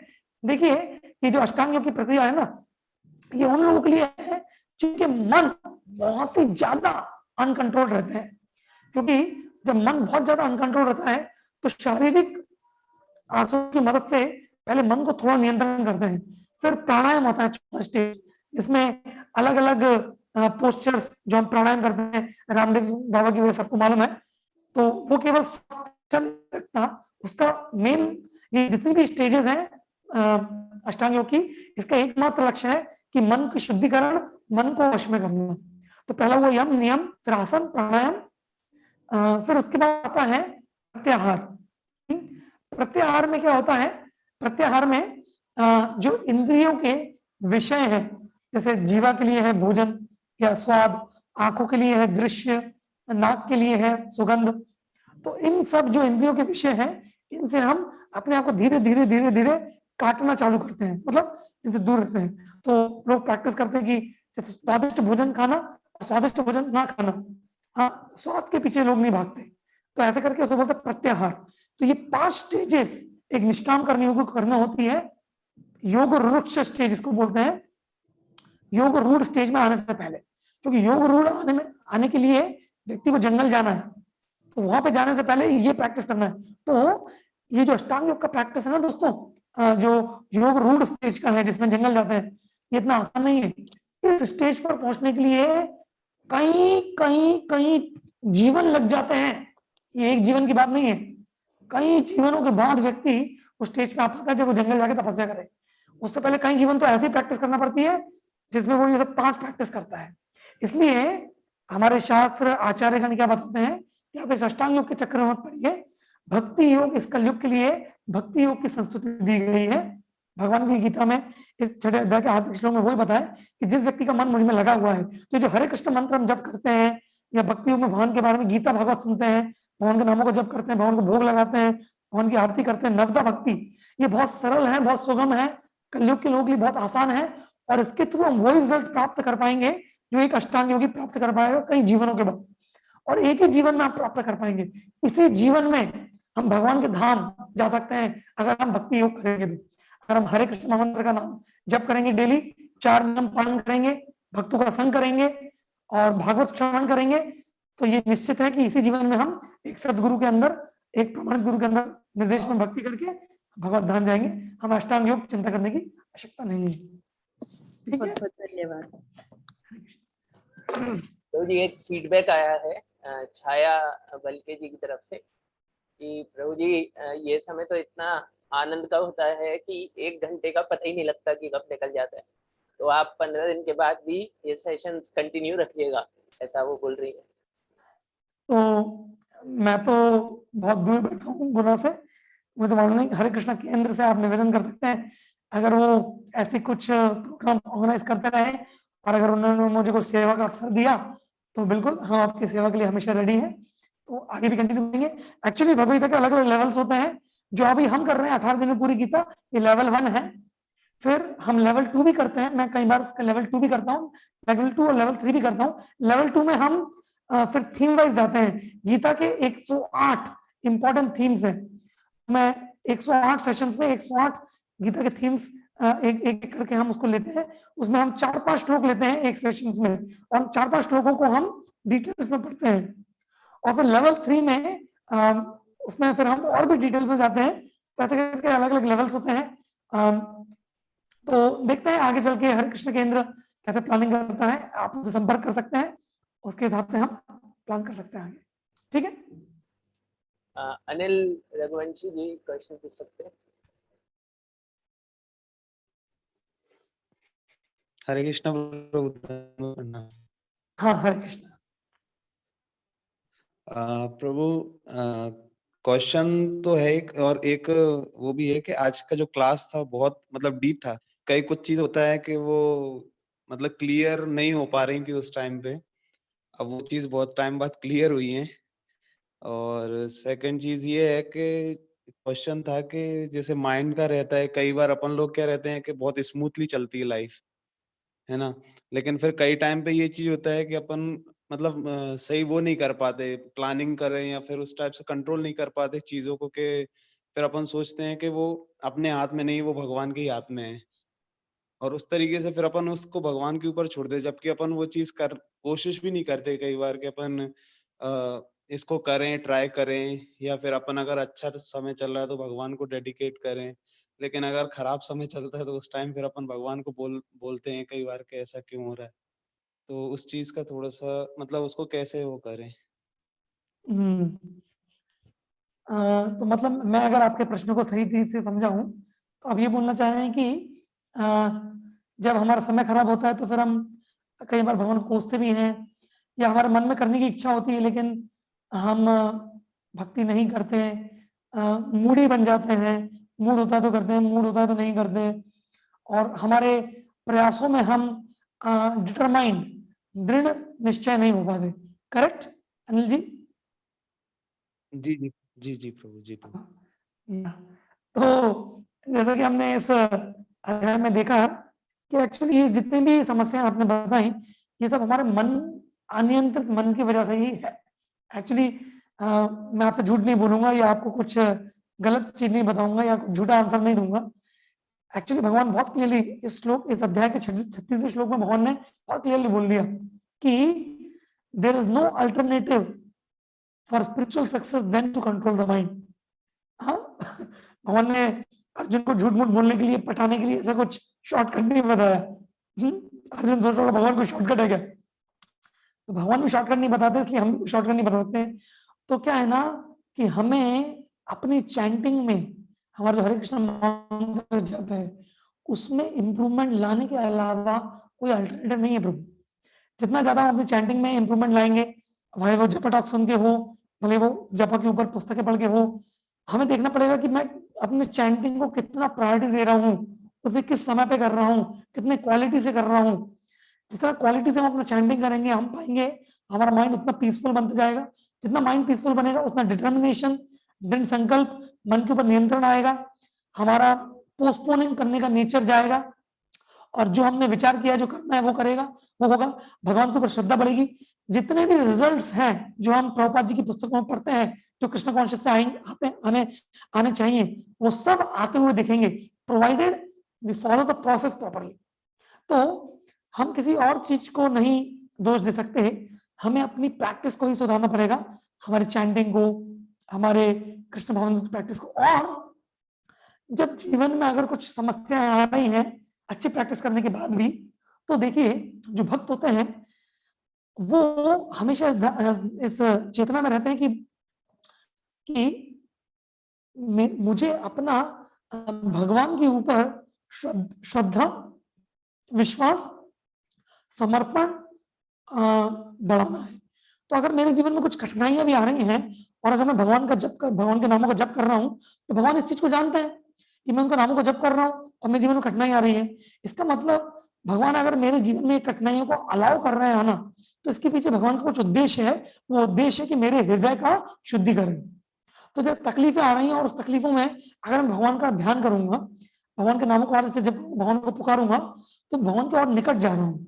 देखिए हमारे जीवन का लक्ष्य तकलीफों को दूर करना नहीं है, हमारे जीवन का लक्ष्य है तकलीफों का इस्तेमाल करके भगवान के प्रति और आगे बढ़ना। तो एक भक्त तकलीफों से डरता नहीं है, तकलीफों से भागता नहीं है, वो उन तकलीफों का इस्तेमाल करता है भगवान के निकट जाने के लिए। अगर आप भागवत पढ़ेंगे तो भागवत में आप पढ़िए भक्तों की कहानी, भले वो प्रहलाद महाराज हो, ध्रुव महाराज हो, पांडव हो, अम्बरीश महाराज हो, इस सभी कहानियों में एक चीज कॉमन है कि सभी भक्त एक बहुत ही कठिन विपरीत परिस्थिति से गुजर रहे हैं, है कि नहीं। और उस विपरीत परिस्थिति में उनका वर्णन भागवत में क्यों आया है, क्योंकि उस विपरीत परिस्थिति में भी उन्होंने भगवान के ऊपर अपनी श्रद्धा और अपना विश्वास नहीं खोए। जितना उनसे बेस्ट हो सकता था वो भगवान की सेवा कंटिन्यू करते रहे।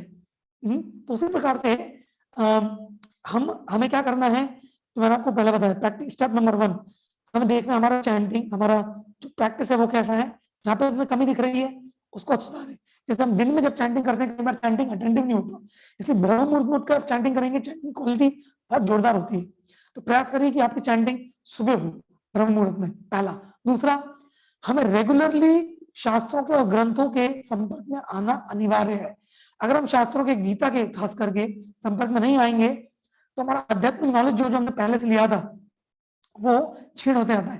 मैं प्रभुपाद जी के एक परपट में पढ़ रहा था, प्रभुपाद जी लिख रहे थे कि it is the duty of every devotee to maintain the level of their spiritual knowledge so that the material nature maya will not influence their intelligence. तो मैंने जो वो स्टेटमेंट पढ़ा तो एकदम मेरे को शॉक लगा कि प्रभुपाद जी बोल रहे हैं ये हमारा कर्तव्य है कि हम अपनी चेतना को मेंटेन करें आध्यात्मिक ज्ञान से रेगुलर टच में आके। आध्यात्मिक ज्ञान भौतिक ज्ञान की तरह नहीं है, जैसे हमने 5th स्टैंडर्ड पास कर लिया, 6th स्टैंडर्ड पास कर लिया, 7th स्टैंडर्ड पास कर लिया, ऐसा नहीं। जैसे डॉक्टर लोग रेगुलर रूप से मेडिकल बुक्स के संपर्क में रहते हैं ताकि उनकी नॉलेज अपडेटेड रहे, फ्रेश रहे, कॉन्शियस बने रहे, उसी प्रकार से हमें गीता भागवत के ज्ञान से रेगुलर टच में होना पड़ेगा। तो फिर हमारा कॉन्शियसनेस बना रहेगा, चेतना बनी रहेगी, डिटर्मिनेशन बना रहेगा। जब ज्ञान से दूर हो जाएंगे तो फिर ऑटोमेटिकली बैटरी डाउन होगी। सो प्रभुपाद जी बोले it is duty of every devotee to maintain the level of their consciousness by regular touch with spiritual knowledge so that the material nature will not influence them. तो इन सब चीजों को अगर हम करेंगे तो ऑटोमेटिकली प्रोसेस काम करेगी। ठीक है अनिल जी, संक्षिप्त में आपका प्रश्न का उत्तर देने का मैंने प्रयास किया।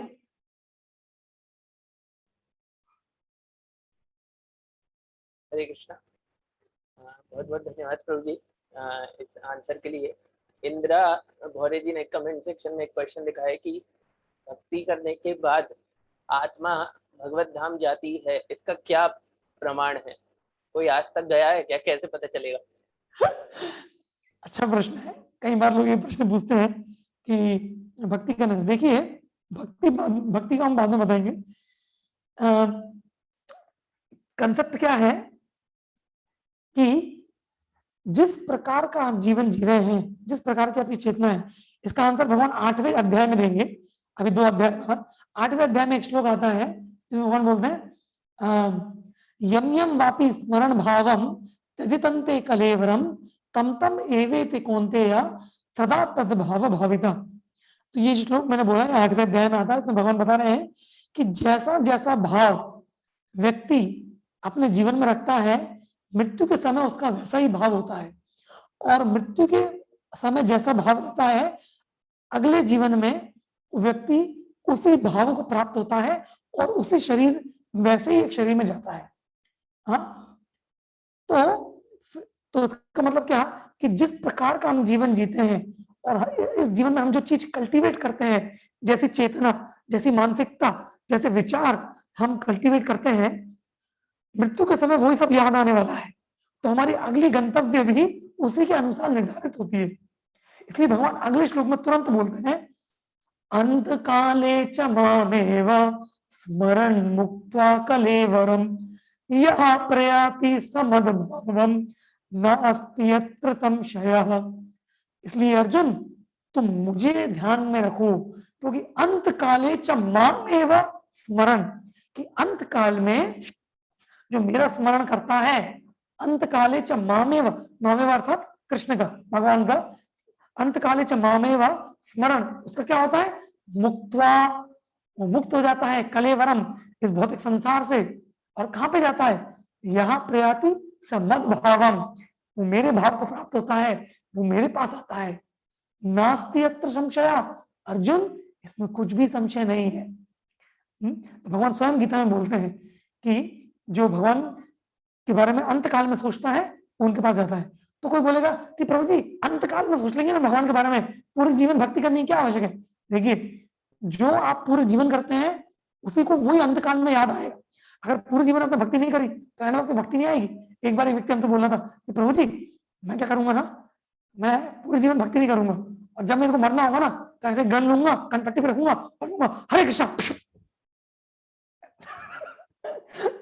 अरे वो हरे कृष्णा और चुप करने के बीच में कुछ और ध्यान आ गया तो अधिकतर लोग अपने कई लोग तो अपने परिवार से बहुत आसक्त होते हैं, तो परिवार वालों के बारे में सोच के प्राण त्यागते हैं, फिर उसी परिवार में वो जन्म ले लेते हैं। जरूरी नहीं मनुष्य रूप में, वो उसी परिवार में कॉकरोच, चूहा, मकड़ी, छिपकली बन के आ जाते हैं। ये सब हाउस एनिमल्स होते हैं ना।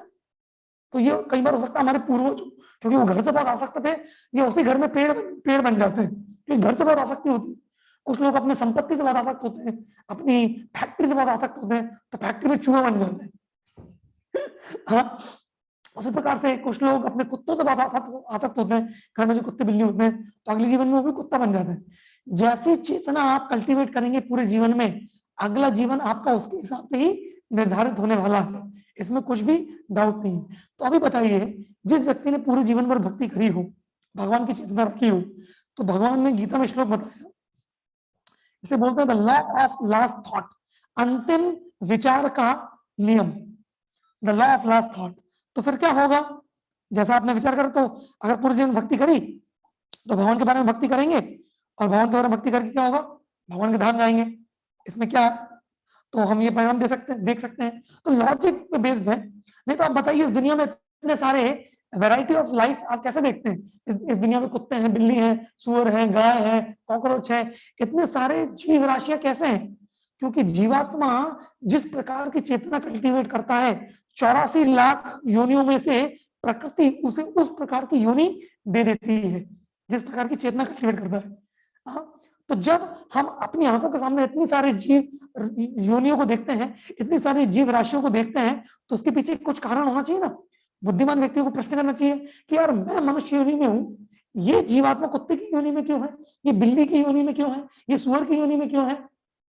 तो कुछ तो कारण होगा। तो कारण क्या है? कर्म।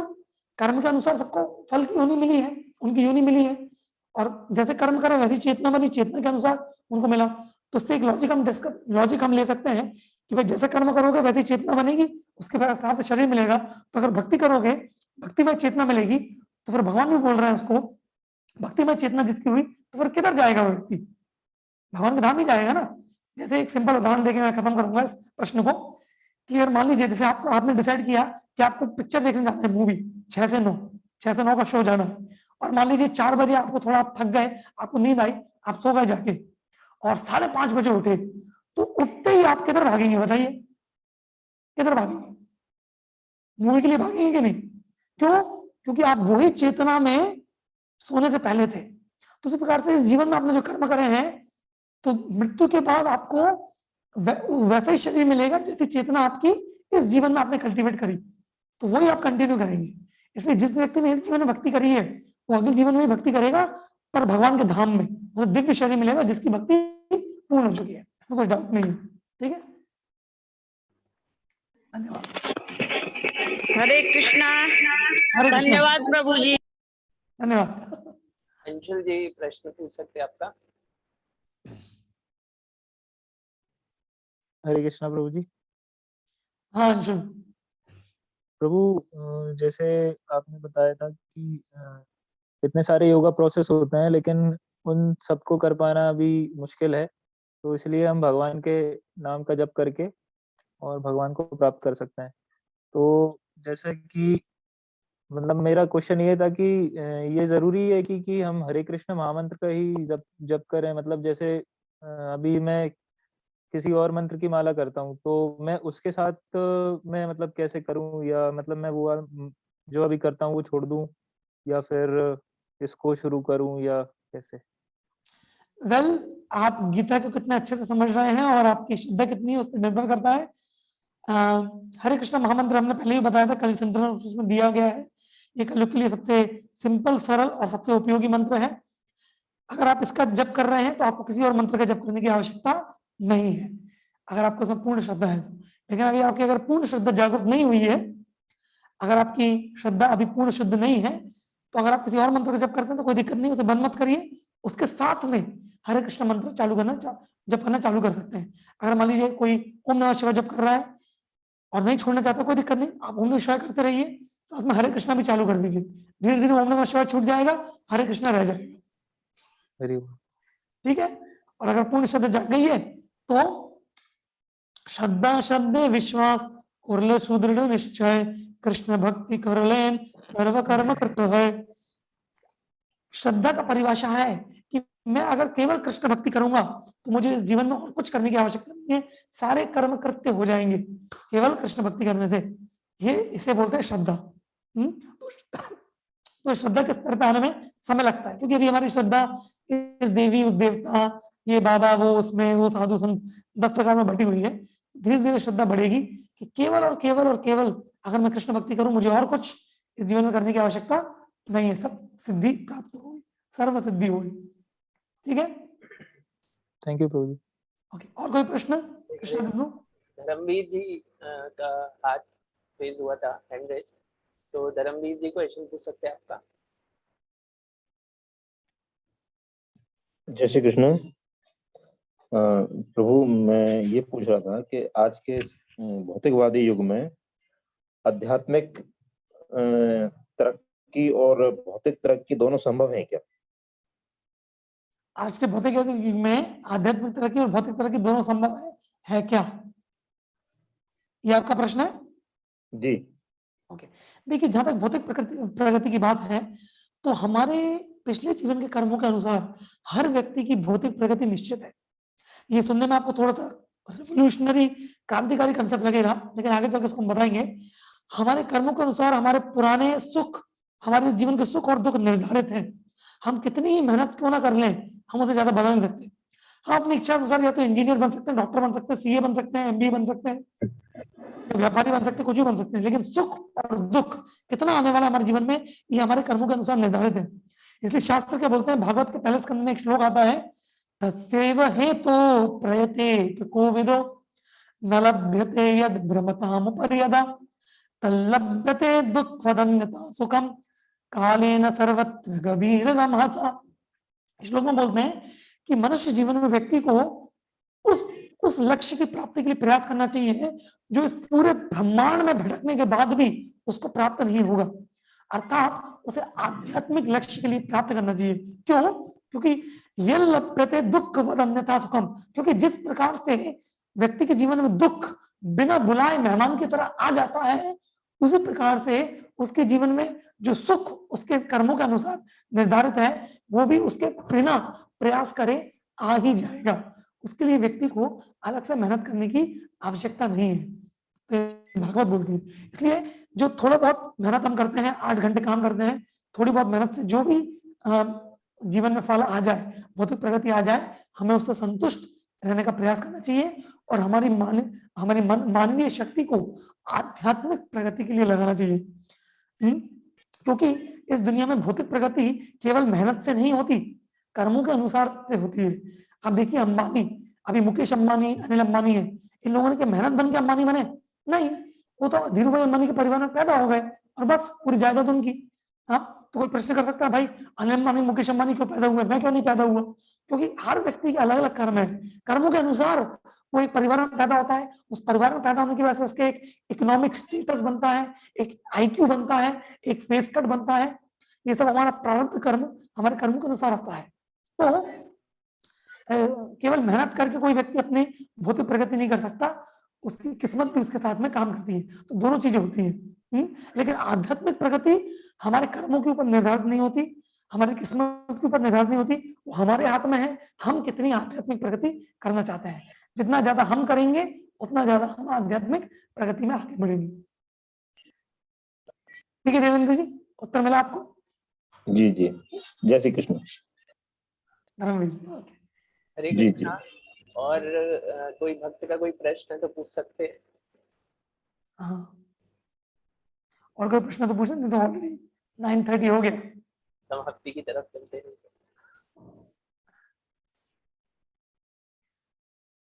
ओके, तो और कोई प्रश्न नहीं आ रहा है तो फिर हम यही विराम देंगे आज के सत्र को। तो हमने आज गीता के 6 सेशन पूरे कर लिए हैं और 1/3 गीता, 1/3 गीता पूरी हो गई है। कल से हम बहुत इंटरेस्टिंग सेक्शन में घुस रहे हैं 7वें अध्याय में। 7वें अध्याय से 12वें अध्याय बहुत ही रोमांचक, बहुत ही मनोरम, बहुत ही हृदयस्पर्शी अध्याय है, क्योंकि इसमें केवल भक्ति, अभी तक बहुत टेक्निकल फिलोसफिकल चल रहा था, थोड़ा बोरिंग भी लगा होगा, लेकिन अभी केवल भक्ति का विषय चालू होगा। बहुत ही मनोरम है, आप सब उसमें जुड़िए। और आज मैं बहुत खुश हूँ क्योंकि आज बहुत सारे प्रश्न है अच्छे अच्छे, तो ऐसे प्रश्न पूछते रहिए और फिर हम कल मिलेंगे ऐसे ही सत्र के साथ, 8वें सत्र का।